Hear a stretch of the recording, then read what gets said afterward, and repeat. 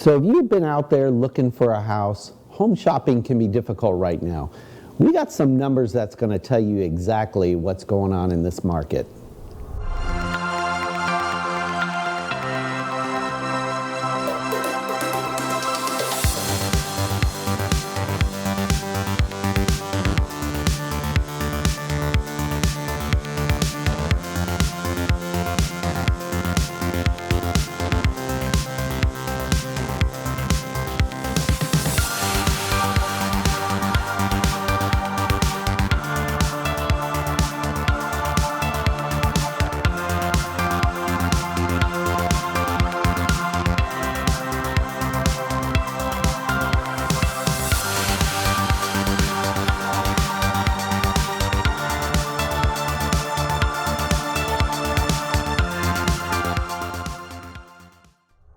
Hello everybody, my name is Barry Horvath and this is Moving Forward TV with your local market update. And I am DeLynn Gaston. Thank you so much for joining us. So, the market hasn't changed. All right, that's this week's show, everybody. Thanks for joining us. It is just a crazy time. You know, this crazy whirlwind of the market. Those of you who are out there searching for homes and those realtors who are out there searching for homes for your buyers, it is crazy, and everybody knows it's crazy. And it kind of started in this when COVID started. And now COVID has kind of like gotten under control, but the market has not. That's right. And now, of course, we have the war that's breaking out overseas right now. And obviously that, you know, the global things do have an impact here locally. We don't know. It's already affected interest rates because they're on a roller coaster ride right now, if you're following those. And it's yet to be seen what's going on with the inventory, but we do know this. There are more buyers than sellers right now, and we have some stats that we're so excited to share with you over why you can't find a house right now. So, you know, we actually got statistics right now from the MLS for January sales, and, you know, no matter where you're looking, Pasco, Pinellas, Hillsborough, it seems like the trend's kind of the same. I mean, it's simple. There's no houses. There's no houses. I mean, and that's the end. And why are prices going up? Well, it's supply and demand. If you have more buyers than sellers on any product, it's like going to the Super Bowl, right? Right. Everybody wants. Who doesn't want to go to the Super Bowl? You want to go to the Super Bowl? No, course. You want to go to the Stanley Cup Finals. I know you. I want to go to the Stanley Cup. But you I would really like to go to the Stanley Cup, by the way. By the way, yeah. So you have 20,000 seats in the Stanley Cup arena, but you limited number of seats. Yeah, and yet you have 250,000 people that would just love to experience that and go. What do you think ticket prices do? Why do you think they're exactly? That's why it's not affordable. It's no different in the housing market. Everyone's trying to get in to see the Stanley Cup final. Well, the housing market is just like it. You like that analogy? I just thought that up. I love it. I'm trying to keep it simple. So let's look at some stats, though, of what's going on out there. Especially, we have the most recent numbers for the people who are sitting here saying, you know what, I'm just going to sit back and I'm going to wait. I don't know what you're waiting for, because this is not slowing down. You know, we've been saying every single show, it's not a bubble, it's not a bubble, it's not a bubble. It's not going to burst, people. It's not all of a sudden we're going to have like all these houses on the market. You know, it's so different today than it was when we had that last bubble. I mean, let's face it, 2008, 2009 was a different time. Different time, totally. And there was a lot going on back then fraudulently, and that's why that was a bubble. It was a house of cards. Yeah, because we didn't have laws in place like Dodd-Frank that said the borrower must prove the ability to repay. Today, and borrowers may hate this, but borrowers are put through the grinder. People say they haven't bought a house in 15 years, and they're like, I never had to do this before. They got to prove their income. They got to prove that they're not going to default on this loan. You can't have a greeter at Walmart owning 6 investment properties. No. And that's what was happening before. I mean, I know... With minimum wage, and all those houses are $350 or better. And I don't mean to pick on the greeters at Walmart. That, you know, if that's what you're doing. But if those tenants pull out, you got to be able to afford to still make the payment when they stop paying rent. Right. So So let's look at numbers. I know you love numbers, so we I pulled up some numbers I from do. So let's talk. January Yeah, let's talk 2022. about, these are actual recent stats that we pulled from the MLS, and no, we are not realtors. There's my full disclosure. If you want to take a look here at Pasco to start with, Pasco County is we've had actually more closed sales this January compared to last January. We actually had 990 this year versus 937. So sales are up right now. And if you look at paid in cash, cash buyers are up 37%. So what does that mean? That means that, that's driving up prices because cash buyers pay over list price. They're out there everywhere. They're paying over list price, which means the appraised values are going to continue to go up.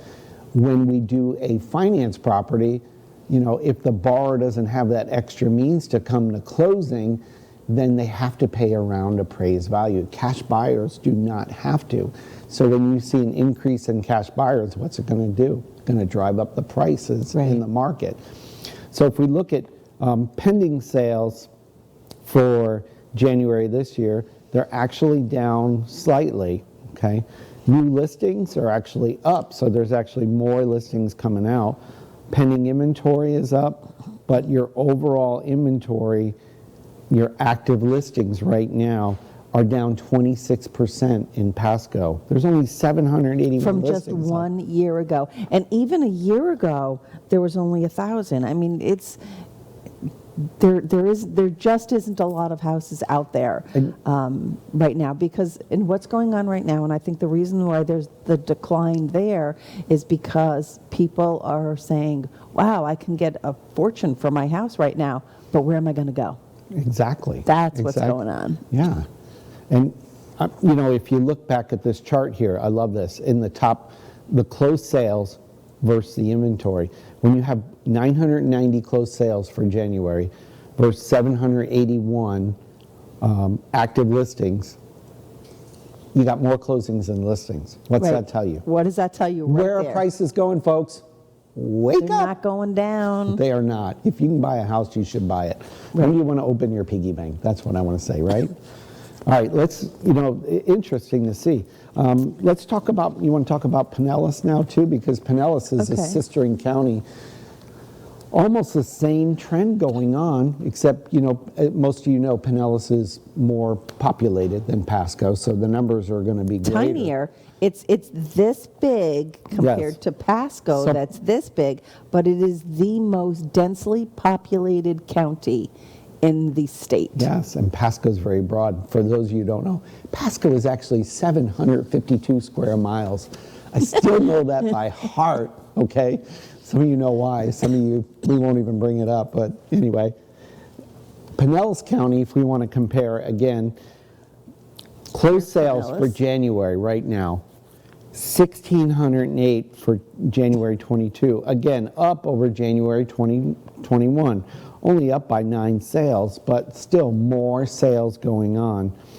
And then same kind of trend, less than Pasco in Pinellas. Paid in cash, we had 706 transactions paid in cash compared to last year's 613, up 15%. New pending sales actually down a little bit due to less inventory. That's exactly what I was just going to say. It doesn't surprise me there. Yep, and new listings are down a little bit as well. Pending inventory is down, again, because of less inventory. Right. And then active Fewer listings. homes to sell. Yeah, active listings right now are down January 2022 over 2021, 43.6%. That's a big number. So I think what's interesting here is that the demand is not gone.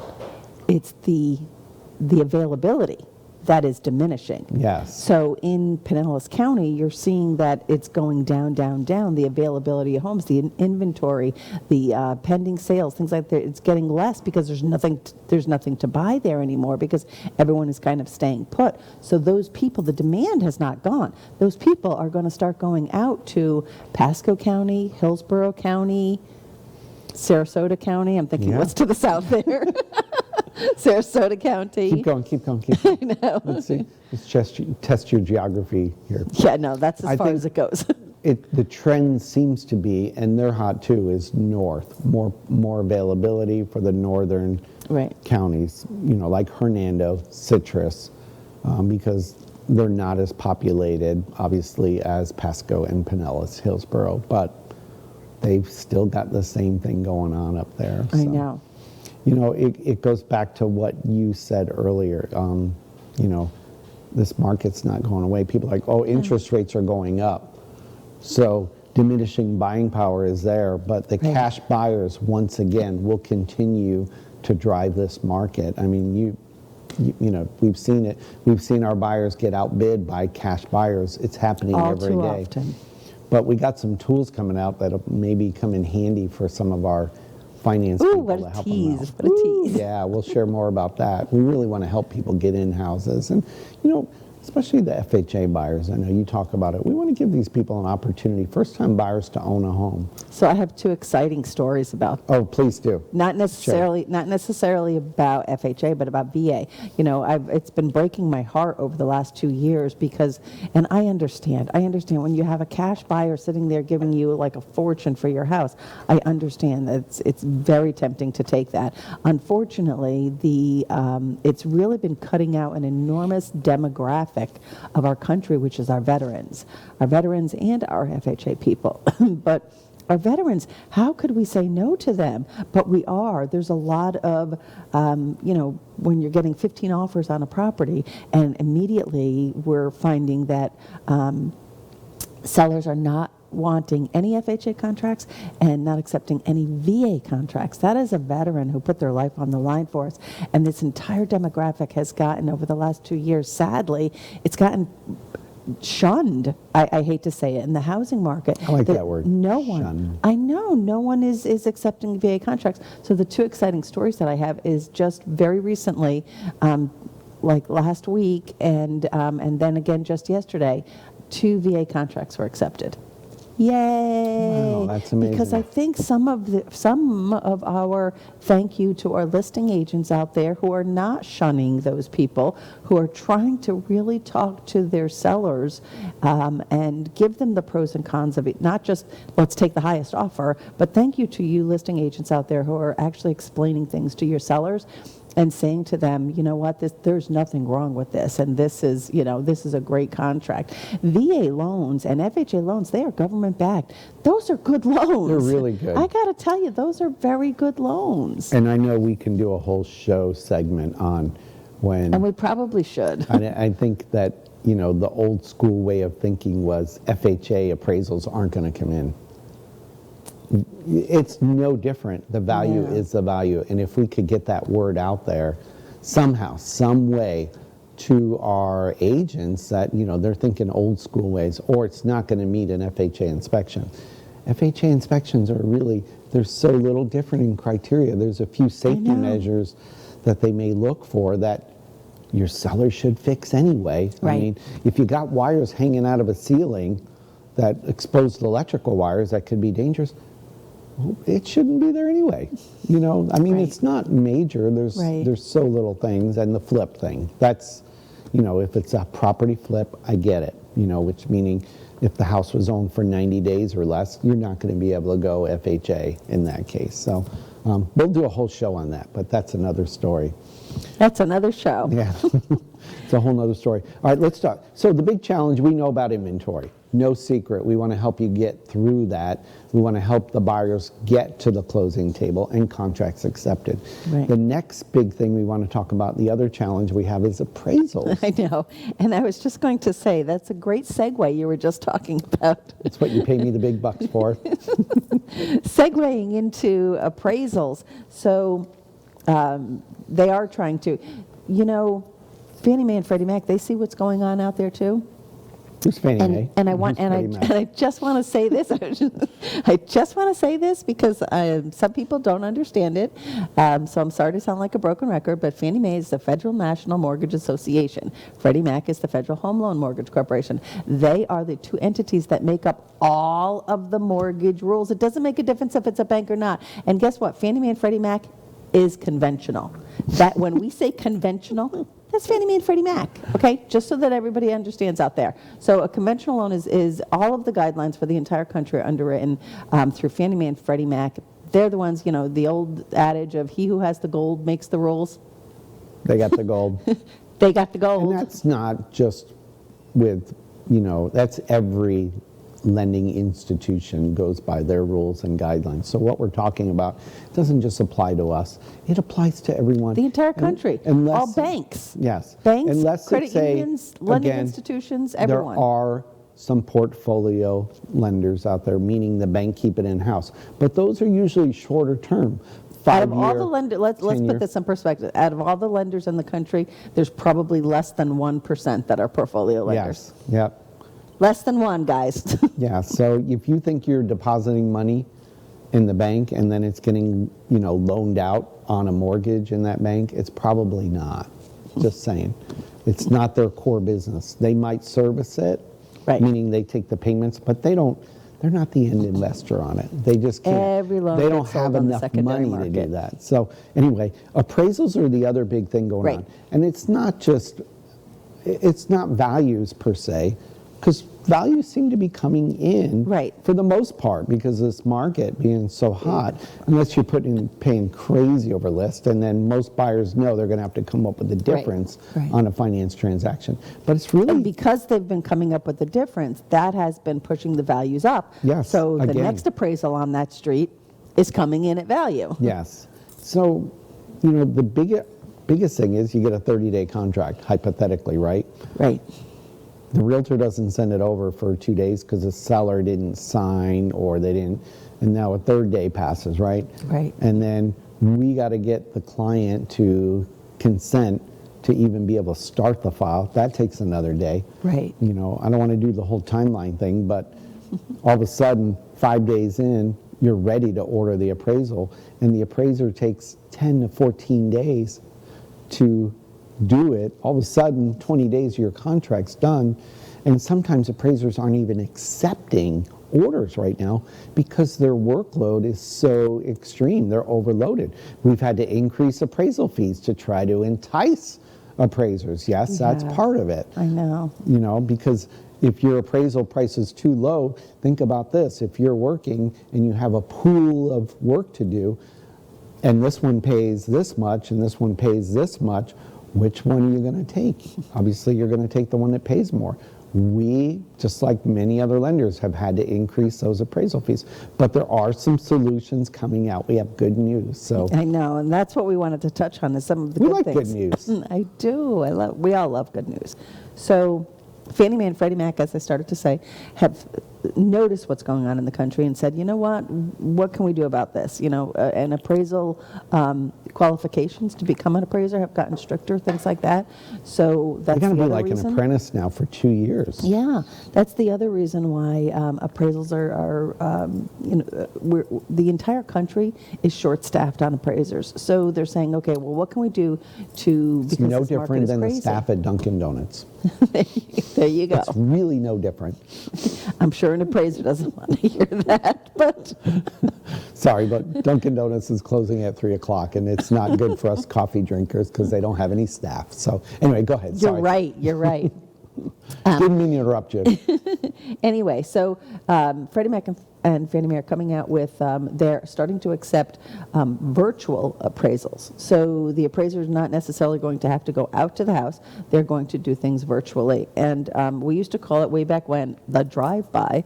This is not a drive-by. This is not a drive-by, though. This is I can't drive 55, virtual Sammy appraisal. Hagar thing. Yes, this is a virtual appraisal, so they are still doing it, but they're going to be doing it looking online, and they're going to be calling the listing agents, and they're going to be talking to you about, what changed in the house, what does it have. so much is online these days, right? Yes. Why not? I mean, that's Yes. definitely the next place to go. So we're hoping that will speed up the appraisal process. So instead of it taking right now, anywhere from 7 to 20 days, maybe it will take where we can get back to our, wouldn't it be nice to get back to our 3 to 5 days? Sorry. Anyway, 3 to 5 days on appraisals, yeah. Wouldn't it be nice to get Yeah, back we to can that? write 15-day contracts too, So so we can beat cash offers. anyway, so let's talk about what but this is not going to be for everyone. And as of yet, VA and FHA have not followed suit on this. So this is just going to And be I a don't know that- I don't know that- conventional thing only. I don't know that they will anytime soon, because it's the government. They're insuring the know. loan. They, I know. I mean, remember? But we'll see. Yeah. We'll see. Checks in the mail. All right, so you want to take a look at the... let's talk So ab- this isn't so for how- every property, though. This is only for eligible transactions. And here is their list. Yeah, so it must be one unit, and it must be your primary residence. It must be a purchase transaction, meaning no refinances.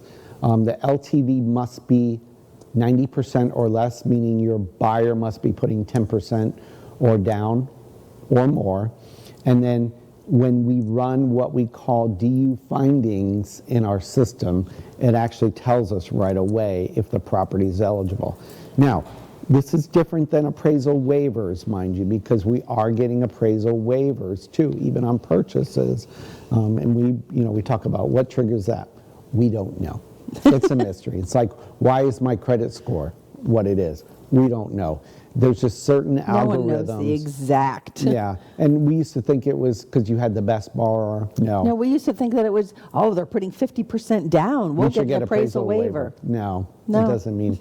I think a lot of it is zip codes is the biggest thing. There's just certain zip codes. And it's the whole picture. I got to tell you, it's the whole picture. Because what have we found through processing and underwriting? When the file's going through, the processors and the underwriters, they're tweaking everything in the file. They're tweaking, whatever, the postal zip code thing, or through USPS, and then they're tweaking the assets, and they're tweaking everything in the file, because that's what they're supposed to be doing. That's their jobs, to tweak everything. And then all of a sudden we get an appraisal waiver. Well, by that time we already have the appraisal in, so that didn't help. So it's a whole picture. It's not just the fact that they put down a ton of money. We'll get an appraisal waiver. We used to think that too. Not the case. So this is what's cool about this, and our appraisers are going to love it. I think the biggest time for them, let's face it, have you looked at gas prices? They're going through the roof. I know. So appraisers, As of this recording, it is $3.60 a gallon. yeah, $3.59. we're going to be we'll be at $4. It went up. $3.59.9. Yeah. So let's not talk about bad things, but why appraisers may not be accepting orders is because they got to drive 30 miles to get to a place. That adds time, it adds fuel. All the appraiser's going to have to do in this program now is really verify with the listing agent or the seller where the interior rooms are, and it's verbally on a phone call. That's it. They just got to verbally prove that, yeah, those walls are there, and this is where this room is laid out, because they're going to, like you said, they're going to pull everything from online, because 90% of Everything is appraisal there. work is done at their desk at 2 or 3 in the morning. We already know this. And a lot of the properties now, You're you missing all my listed- little things I'm putting in there today, Sorry. I'm just thinking of the other thing is the virtual walkthroughs. Yes. You can go online and get a virtual walkthrough Yes, you too. can. You Yes, can you- look at the whole thing, more than the 360. So anyway, So, and the floor plan is not the same necessarily as the sketch. So now the appraiser doesn't even have to go to the house.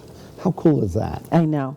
Cool in some respects, and some people are going to say, but I want the my appraisal house to should have come and see it. Yeah, my house should have came in higher, because if he would have seen how fine my azaleas were blooming, he would have known it was worth a lot more. No, that doesn't help. You I and mean, your azaleas. I do. I always remember that know. from years ago. Appraiser really let me have it, because we're trying to get value, and he goes, "Yeah, this property next door, the azaleas are in full bloom, and this one aren't. So the value is therefore less." Crazy times, I know. crazy times. Yep, it is. All right, so, but like we said, so all right, we already looked at the properties that are, it does have to be less than 90%, which means you have to put 10% or more down on the property in order for that to happen. A single family only, primary residence only, principal residence, primary residence. And of course, we have to have an approved eligible recommendation through DU.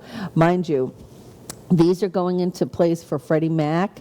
They're in place now for Fannie Mae. It's going to be coming out on March 19th. Wow. Let's take a peek at the ineligible transactions. These are the things does not apply. Multi-unit properties, 2 to 4 units, condos, no. Co-ops, no. Manufactured homes, no. Construction to perm, single close and the 2 closed ones, those are not eligible. Second homes and investment properties are not eligible. Refinances are not eligible.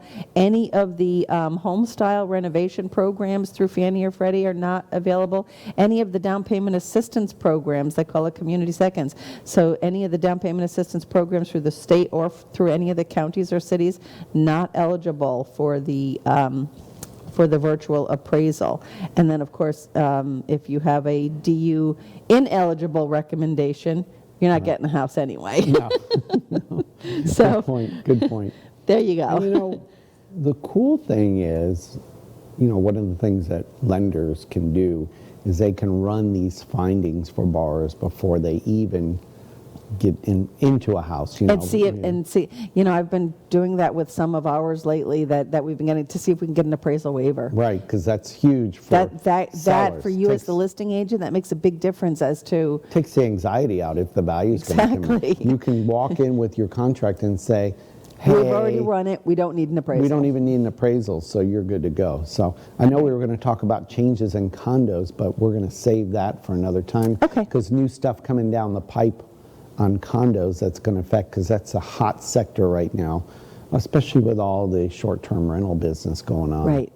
With the Airbnbs and all. So anyway, real quick, let's update the community on what's going on with WPBA. Okay. We got, West Pasco Business Association. For those you don't know, we are offering assistance right now, partnering with Pasco County to help people that have been affected by COVID. Go online to WPBA.biz.